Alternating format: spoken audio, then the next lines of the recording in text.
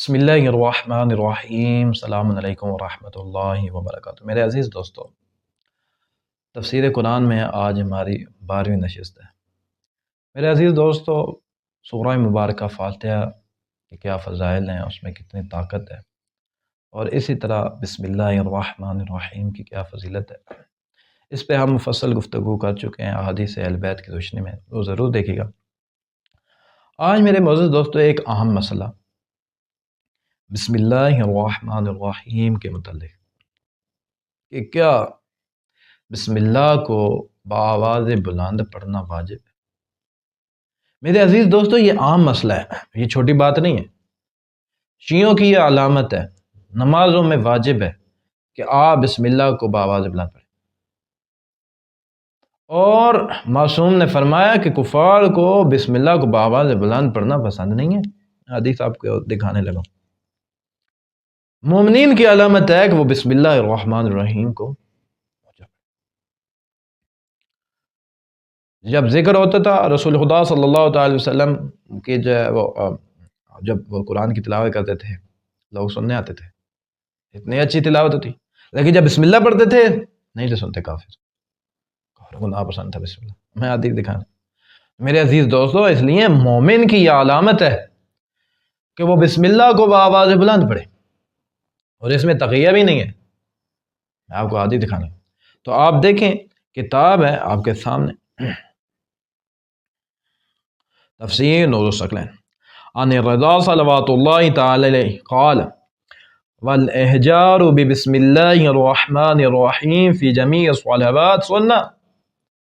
مولا کا فرماتے ہیں کہ یہ سنت ہے تمام نمازوں میں بسم اللہ کو بآواز بلند پڑھنا۔ میرے عزیز دوستو، یہ ایسی سنت ہے جو واجب ہے، یہ سنت ہے رسول اللہ کی بآواز بلند پڑھنا، معصومین کی کہ بسم اللہ کو بآواز بلند پڑھا جائے، لیکن یہ ایسی سنت ہے جو واجب ہے، اسے آپ ترک نہیں کر سکتے، واجب ہے۔ آپ دیکھیں حدیث، کتاب بحار الانوار، ان الصادق علیہ السلام قال الاحجار بسم اللہ الرحمن الرحیم فی الصلاۃ واجب۔ مولا کا فرماتے ہیں بسم اللہ کو بآواز بلند پڑھنا نماز میں واجب ہے، نماز میں بسم اللہ کو بآواز بلند پڑھنا واجب ہے۔ اور یہ ایسی چیز ہے میرے عزیز دوستوں کہ جس میں تقیہ نہیں چلتا۔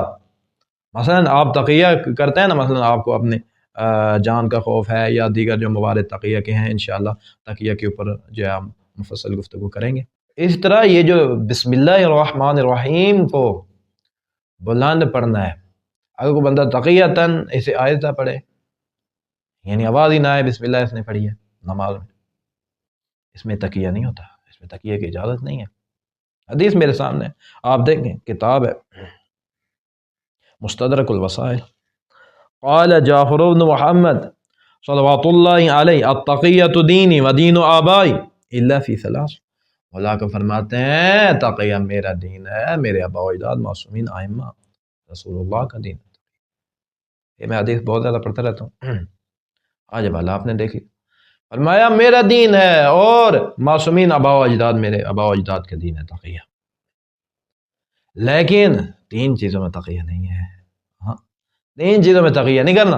مولا کون سی چیز ہے؟ فرمایا فی شرب المسکر ومسح علی الخفین۔ فرمایا ایک تو نشہ آور چیز پینے میں تقیہ نہیں ہے، آپ تقیتاً پی جائیں، یعنی نشہ آور چیز تقیتاً پی ہے جی۔ اور اسی طرح یہ جو ہوتا ہے نا موزوں کے اوپر مسح کرنا، کیسی عجب قوم ہے، اللہ تعالیٰ نے پاؤں کے اوپر مسح کا حکم قرآن میں نازل کیا، واجب ہے، لیکن ضد ہے اہل بیت رسول سے، انہوں نے پاؤں جو ہے دھو لینے ہیں۔ مسح پاؤں کے اوپر، میرے معزز دوستو، پاؤں کے اوپر مسح نہیں کرتے، جس کا حکم قرآن میں ہے پاؤں کے اوپر مسح، ڈائریکٹ پاؤں کے اوپر مسح کرو، وضو باطل ہے، وضو صحیح نہیں ہے، لیکن موزوں کے اوپر ان کیا مسح صحیح ہے جی؟ عقل نہیں تھے موجے جی، اہل بیت رسول سے ضد ہے اور کچھ۔ فرمایا اس میں بھی تقیہ نہیں ہے، آپ تقیتاً موزوں کے اوپر جو ہے وہ کر رہے ہو، مسح کر۔ تیسری چیز جو ہمارا موضوع ہے، فرمایا وَتَرْكِ الْجَهْرِ بِبِسْمِ اللَّهِ الرَّحْمَنِ الرَّحِيمِ، اور بسم اللہ الرحمن الرحیم کو بآواز بلند پڑھنا چاہیے، آپ اسے ترک کر دیتے ہیں، آپ ایسا پڑھتے ہیں، دل میں پڑھتے ہیں بسم اللہ، یہ تقیہ نہیں، اس طرح تقیہ نہیں۔ آپ نے کیا کرنا ہے؟ بسم اللہ کو بآواز بلند پڑھنا ہے، تقیتاً آپ جو ایسے آہستہ نہیں پڑھ سکتے۔ میرے عزیز دوستو، بسم اللہ کو بآواز بلند پڑھنے کے کتنے فضائل ہیں، یہ شیعوں کی علامت ہے۔ آپ ایک حدیث دیکھیں بڑی خوبصورت، حضرت ابراہیم علیہ السلام نے جو ہے وہ نور محمد و اہل بیت محمد کو دیکھا، اور ان کے ارد گرد جو ہے وہ نورانی جو ہے مخلوق موجود تھی۔ تو حضرت ابراہیم علیہ السلام نے سوال کیا، آپ روایت دیکھیں بڑی خوبصورت ہے، بہار الانوار، معصوم فرماتے ہیں لما خلق اللہ ابراہیم خلیل کشف اللہ عن بصرہ ونظر الى جانب العرش فراء انوار النبی والائمۃ علیہم السلام، کہ جب حضرت ابراہیم علیہ السلام، واہ واہ سبحان اللہ، کتنے بڑے نبی، اولو العزم، جی، جب انہیں حل کیا گیا، ٹھیک ہے، تو انہیں جو ہے وہ جب دکھایا گیا یہ منظر، انہوں نے دیکھا کہ عرش کی طرف انہوں نے کیا دیکھا کہ انوار محمد و اہل بیت محمد، سبحان اللہ، رسول خدا صلی اللہ تعالی علیہ وسلم کا نور انہوں نے دیکھا، ائمہ اہل بیت علیہ السلام، معصوم ائمہ کا انہوں نے نور دیکھا۔ ہوا کیا؟ فقال الہی و سیدی اور عدت انوار حولہ لا یوسی عدتهم الا انت، حضرت ابراہیم علیہ السلام نے جب یہ انوار دیکھے تو پوچھا پروردگار سے، الہی و سیدی، پروردگارا میرے مولا و آقا، یہ جو ان انوار نور محمد و اہل بیت محمد علیہ السلام کہ میں ارد گرد جو انوار دیکھ رہا ہوں، جن کا احساس ہے آپ کو معلوم ہے، جن کا شمار آپ کو معلوم ہے، جن کی تعداد آپ کو معلوم ہے، اللہ محدود ہیں، مولا آقا کون ہے یہ؟ پروردگارہ یہ تو آپ کے نبی اور آپ کے نبی کے اہل بیت ہے، یہ تو معصوم ائمہ ہے، رسول اللہ کا خاندان ہے، ذرا یا رسول اللہ یہ آس پاس، یا اللہ پروردگارہ یہ جو آس پاس جو نور ہے یہ کون ہے؟ سبحان اللہ۔ قال یا ابراہیم ہؤلاء شیعتہم و محبوہم، سبحان اللہ، فرمایا اللہ نے دیکھو نور دیکھ رہے ہیں، شیعہ ممبروں کے اوپر جاہلوں کو پڑھوانے والے جاہل بانیان مجالس، اپنے بچوں کے اوپر رحم کرو، شیعہ معاشرے کے اوپر رحم کرو۔ انہوں نے مجلسوں میں شیعوں کی تقسیم بندی بنائی ہوتی ہے، شیعوں کا بڑا مقام ہے، شیعوں کی تذلیل جاہلوں سے نہ کرواؤ۔ میں اشارتاً ہی بات کر سکتا ہوں، میں کھول کے بات کروں تو پھر کوئی نہ کوئی بندہ ہمارے خلاف اٹھ کھڑا ہوگا اور ہم یہ کام نہیں کر پائیں گے۔ حدیث اہل بیت بچانا بھی اس معاشرے میں جہاد ہے، جی۔ تو یہ جنہوں نے شیعوں میں جو ہے وہ نسلی، اب اور میں کتنا بتا کر سنوں، نسلی اعتبار سے جنہوں نے طبقے بنائے ہوئے ہیں، یہ فلاں شیعہ ہیں، یہ فلاں شیعہ ہیں، مہربانی کرو یار، ہیں جی۔ سادات و مومنین، مومنین کو، مومنین سے سادات کو نکال کے بعد مومنین اور سادات، ہو رہی بھائی کو پڑھے لکھے والی کو تقسیم کرو، کو پڑھے لکھے دماغوں والی، جی۔ تو کیا فرمایا؟ فرمایا نور نور ہے شیعہ۔ میں اگر شیعوں کے فضائل کے اوپر احادیث پڑھنے لگ جاؤں نا، تو یہ جو آپ کے جاہل ملنگ ہیں اور جنہوں نے اسے کیا کہتے ہیں یہ طبقاتی نظام شروع کیے ہوئے نسل تعصب جو شیعہ ممبروں کے اوپر یا شیعہ عوام میں جو انہوں نے چھوڑا ہے، یہ اپنی موت خود مر جائیں گے اگر میں شیعوں کے احادیث جو ہے وہ پڑھنے لگ جاؤں۔ بہرحال ان مولویوں نے، مولوی میں کہتا ہوں، علماء نہیں کہتے نہ ظلم کیا، بدبختوں نے نہ کوئی پڑا ہوا تھا، یہ بھی جا ممبروں پہ جا کے بکواس بازی کر رہے تھے، امامے اتنے اتنے موٹے، موٹے امامے، سینٹ لگائے، پرفیومیں لگائیں اور بکواس کریں۔ خدا محفوظ فرمائے شیعہ قوم کو، خدا محفوظ فرمائے ان درندوں سے۔ اچھا میرے عزیزوں، ہاں میرے عزیز دوستوں، کیا فرمایا؟ فرمایا ابراہیم یہ جو نور ہے یہ کون ہے؟ فرمایا یہ ان کے شیعہ ہیں، سبحان اللہ۔ یہ جو آپ نے نور دیکھے نا یہ شیعہ ہیں، کس کے شیعہ ہیں؟ فرمایا یہ شیعہ ہیں رسول اللہ کے، ائمہ معصومین علیہ السلام کے یہ شیعہ ہیں اور ان کے محب ہیں، محبت کرنے والے ہیں۔ قال یا ابراہیم، اچھا پھر ہونا قال الہی وبما یورف شیعتہم ومحبوہم، سبحان اللہ۔ فرمایا پروردگارہ اگر کسی بندے نے پہچاننے ہو کہ یہ شیعہ، یہ بندہ شیعہ ہے، کیسے پہچانیں گے؟ آپ کو کوئی نشانیاں، میں نے تو پہچان لیا، نبی ہیں وہ تو میں نے پہچان لیا، اگر کسی اور بندے نے پہچاننا ہو پھر کیسے پہچانے جائیں گے؟ دیکھیے فرمایا قال بصلاة الإحدى والخمسین، فرمایا دن میں 51 رکعت نماز پڑھتا ہوگا شیعہ۔ پہلی علامت دیکھ لیں شیعوں کی پہلی علامت 51 رکعت نماز ہے۔ والجہر بسم اللہ الرحمن الرحیم، اور بسم اللہ کو بآواز بلند پڑھتا ہوگا۔ ہمارا موضوع بسم اللہ کو بآواز بلند، خیانت ہوگی میں آگے اگر حدیث پوری نہ سناؤں تو۔ شیعوں کی پہچان فرمایا کہ 51 رکعت نماز بھی پڑھتا ہوگا اور اپنی نمازوں میں بسم اللہ کو بآواز بلند پڑھتا ہوگا۔ اگلی مولا واقعہ فرمایا والقنوت قبل الرکوع، اور رکوع سے پہلے قنوت کرتا ہوگا نماز میں، دوسرے کوئی بھی نہیں کرتے۔ وسجدۃ الشکر، اور سجدہ شکر بجا لاتا ہوگا، یہ علامت۔ اور پھر فرمایا وتختم بالیمین، اور فرمایا کہ دائیں ہاتھ میں انگوٹھی پہنتا ہوگا، دائیں ہاتھ میں، اس طرح دائیں ہاتھ میں۔ یہ مومن کی علامتیں ہیں، یہ مومن کی علامتیں میرے عزیز دوستوں، کہ وہ کیا کرتا ہوگا؟ 51 رکعت نماز شیعہ، اور بے نماز شیعہ نہیں ہے۔ لوگ کوئی بندہ انہیں دیکھ کے دھوکے میں نہ آئے، شیعہ نہیں ہے۔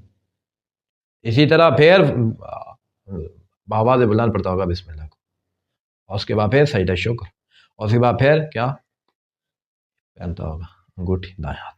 ٹھیک ہوگا میرے عزیز دوستو؟